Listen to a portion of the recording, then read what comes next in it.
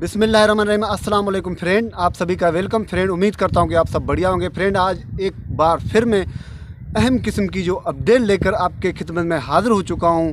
उम्मीद करता हूं कि आप सब मेरे बात से एग्री करोगे, क्योंकि फ्रेंड आपको पता है कि हम जो है हमेशा इस भगोड़े बारे में बात करते हुए आ रहे हैं, जो कि भगोड़ी ने जो कारनामा सर अंजाम दिया, इसने बहुत गलत किया है। लेकिन ये अर्थ में जो वहाँ एक्टिविटी कर रही है, और उन बातों से भी साफ साफ पता चल रहा है कि ये कितनी सच्ची है और कितनी झूठी है। आप यकीनन जो है समझ चुके होंगे, लेकिन अभी भी आप लोगों को अगर समझ नहीं आती तो सुने, मैं आपको बता देता हूँ कि जो इसने अपना नकुली भाई चुना है जिसका नाम एपी सिंह है, और एपी सिंह ने जो अभी सेलिब्रेट किया है, भारत को विश किया है, और वो कौन सा इसने दिन चुना है वो भी आपको अच्छी तरह से मालूम है, आप जान चुके हो। क्योंकि 15 अगस्त जो था उसको छोड़कर इसने जो वहाँ पे जो भारतीय डे था वो इसने 12 अगस्त को मनाई है। वो इसने क्यों मनाई, और भारत में 15 अगस्त मनाई जाती है, इसने 12 अगस्त क्यों मनाई, ये हमारा क्वेश्चन मार्क है। इसके अलावा और भी एक मैं बात आपके साथ शेयर करता चलूं, क्योंकि जो वहाँ सेलिब्रेट कर रहा था, जो वहाँ सरमनी थी, उसी समय के दौरान इसने एक बात कही है, और इस एपी सिंह ने जो एक बात बोला है वो भी बात मैंने नोट किया है।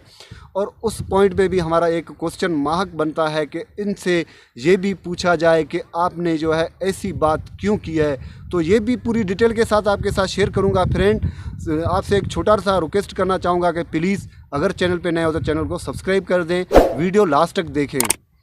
तो फ्रेंड बात शुरू करते हैं कि एपी सिंह ने जो बात की है, और उसके हवाले से हम बात के बाद इस टॉपिक पे भी आते हैं वापस। लेकिन कुछ इस भगोड़ी के कांड हैं वो भी आपके साथ शेयर करता चलूँ कि जो कि ये वहाँ क्या दावा कर रही है और क्या कुछ बकती जा रही है, झूठ पे झूठ बोलती जा रही है। वो किस हवाले से, किसके हवाले से बात कर रही है, वो गुलाम हैदर भाई के हवाले से बात कर रही है।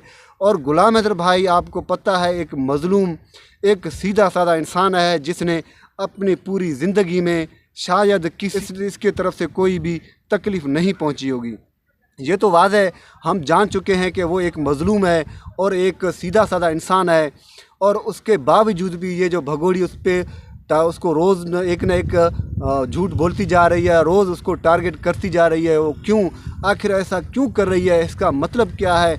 और अभी जो ये वहाँ पे दावा कर रही है कि मेरे गुलाम हैदर मारता था और पीटता था, घर से बाहर निकाल देता था, और गुलाम हैदर ने मेरे को तलाक दे दी थी। तो ये भी हकीकत आपके सामने आ चुकी है। आप जान चुके हो कि वहाँ के जो इलाके के लोग थे, जहाँ तो इसके जो गांव के लोग थे, जो गुलाम हैदर भाई के जो गांव के रहने वाले लोग थे, उन्होंने भी हमें साफ बता दिया कि भाई इसके ऊपर कोई तशद्दुद नहीं थी, इसको कोई भी मारा पीटा नहीं जा रहा था। और गुलाम हैदर भाई सिर्फ अपने बच्चों के खातिर ये इस कंट्री को छोड़ के बाहर गया हुआ था। का रीज़न ये था कि उसने सोचा कि मेरे जो बच्चे हैं उनका मुस्तकबिल के लिए मैं कुछ न कुछ बना सकूं, ताकि उनके जो मुस्तकबिल है वो संवर सके, जो मेरे बच्चे हैं वो अच्छे स्कूल में पढ़ सकें, मेरे बच्चों की जो मुस्तकबिल है वो संवर सके। वो इस हवाले से यहाँ पाकिस्तान छोड़ के सऊदीया गया हुआ था। उसके बावजूद भी इस भगोड़ी ने उसका घर बेचा, उसके जो ज़ेवरात थे वो बेचे, उसकी चोरी की है। ऐसे समझो उसका जो है घर इसने लूटा है। घर लूटने के बाद उसके जो बच्चे थे वो भी साथ लेकर चली गई है। जब बच्चे लेकर वहाँ चली गई है, उसके बावजूद तू तो हर चीज़ इसका ले चुकी हो, हर चीज़ तू तबाह और बर्बाद कर चुकी हो। उसके बावजूद भी उस गुलाम हैदर भाई बेचारे का कसूर क्या है, और रोज़ तू उसको एक न एक बात बोलती रहती हो, रोज़ उसको तुम टारगेट करती रहती हो। तो ये आपके लिए एक डूब कर मरने का मकाम है, तो डूब कर मर जाइए एक चुल्लू भर पानी में। ये जो तो सबसे पहली बात यह है कि तूने जन्म क्यों ली थी पाकिस्तान के अंदर, तू पैदा क्यों हुई थी। अगर पैदा भी हुई थी तो यहाँ कहीं समुद्र में जाके डूब के मर जाती। तो इस कदम से पहले आपको ये करना चाहिए था कि, लेकिन उसके बावजूद भी तेरे को शर्म और हया नहीं है, और तेरे में गैरत नहीं है। यहाँ तक कि अपने जो रिश्तेदार थे और अपने माँ बाप का भी तूने ख्याल नहीं किया। उसको सबकी इज़्ज़त को तूने दाव पे लगा कर यहाँ से तू भाग निकली है। उसके बावजूद भी बैठकर गुलाम हैदर भाई पे तू बकवास करती रहती है रोज़। एक न एक कहानी तू बनाती रहती है कि गुलाम हैदर इससे था, गुलाम हैदर ऐसे था, गुलाम हैदर ये करता था, गुलाम हैदर ये करता था। कि ये तेरी जो बातें हैं ये पूरी दुनिया जान चुकी है कि तू एक झूठी मकार औरत है। तू झूठी माँ झूठी, एक नंबर की झूठी है। क्योंकि जितनी तू झूठी थी, जितनी तू मकार थी, ऐसा ही एक माह झूठा और मकार इंसान तेरे को वहाँ मिला। कौन? टोपी सिंह।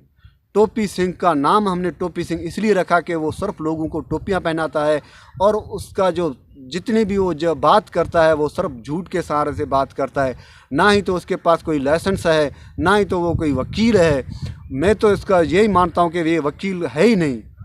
अगर वो वकील होता कि उसको पता होता कि एक जो कंट्री है उसका जो फ्लैग है वो एक स्टार फ्लैग है, उसको किस तरह लहराया जाता है। आप सब ने देखा, पूरी दुनिया ने देखा कि वो जो भारत का जो फ्लैग था कौमी, उसको भी ये उल्टा लहरा रहा था। लेकिन इसको कुछ पता ही नहीं था उसके बारे में कि मैं ये क्या कर रहा हूँ। जब उस पर एक्शन लिया है मोमिन मलिक ने, मोमिन मलिक सर एक महान हस्ती है, उसने जब एक्शन लिया कि उसको बताया कि जाहिल ये तू फ्लैग की जो है बेहुरमती कर रहे हो और फ्लैग की तू जो है इंसल्ट कर रहे हो। अगर तू एक भारतीय है और एक सच्चा वकील है तो इस तरह की हरकतें छोड़ दो। उसके बावजूद भी उसके रद्द अमल में इसका कोई जवाब नहीं आया। अभी तक हमने कुछ भी नहीं देखा। लेकिन अभी जो सरमनी के दौरान ये बैठा हुआ था नेत्रपाल के घर के अंदर, वहाँ इसने क्या बोला कि सीमा देखें, ये जो हमारी कंट्री है इतनी बड़ी कंट्री है, इतनी बड़ी कंट्री है, इस पे राज करना है आपने।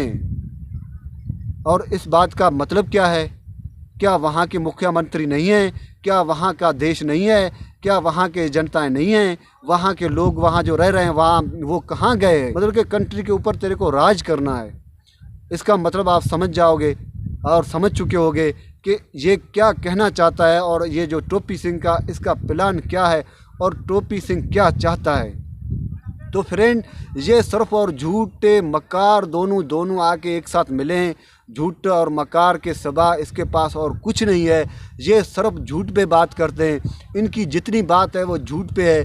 जो हमारे साथ दे रहे हैं, जो गुलाम हैदर भाई के बच्चों की कस्टडी को लेके जो आवाज़ उठा रहे हैं, उनको तो मैं सलूट पेश कर, मैं दिल से शुक्रिया अदा करना चाहता हूँ और कर रहा हूँ। लेकिन जिसने जो आँखों पे पट्टी बांधी है और उनको अभी भी ये समझ में नहीं आ रही है, उनका जो मत है वो मारा गया है, अभी तक उनको बात नहीं आ रही है, समझ में नहीं आ रही है ये बात कि ये जो हमारे साथ क्या हो रहा है। और ये जो टोपी सिंह है वो क्या क्या टोपियाँ पहनाता जा रहा है रोज़ दिन ब दिन। और उन सबको मैं ये कहना चाहूँगा कि प्लीज़ समझ जाएं और इन बातों से गुरेज करें और इनका साथ देना छोड़ दें। एक टोपी सिंह और भगोड़ी, इनसे तुम लोग दूर रहें और इनका साथ देना छोड़ दें। ये आप लोगों की कंट्री के लिए बहुत एक ख़तरनाक साबित हो सकते हैं। और ये क्या चाहते हैं और इनके जो जज्बात हैं वो भी मैं समझ चुका हूँ कि ये क्या कह रहे हैं और क्या करना चाहते हैं। तो प्लीज़ आप लोग समझदार हो और बाशऊर हो, आप समझ चुके होंगे।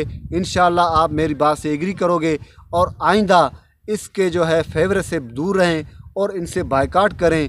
इनके बातों में कभी भी ना आएँ। जितने लोग जो गुलाम हैदर भाई का साथ दे रहे हैं उनके साथ जुड़ें और हक़ की आवाज़ बुलंद करें और इन दोनों जो जालिम हैं उनके ख़िलाफ़ खड़े हो जाएं ताकि इनको जल्द से जल्द कानून गिरफ़्तार करे और कानून के जो कटोरे में लाए जाए। उसके बाद जो इनकी जो जांच पड़ताल होगी, सब जो है दूध का दूध और पानी का पानी हो जाएगा।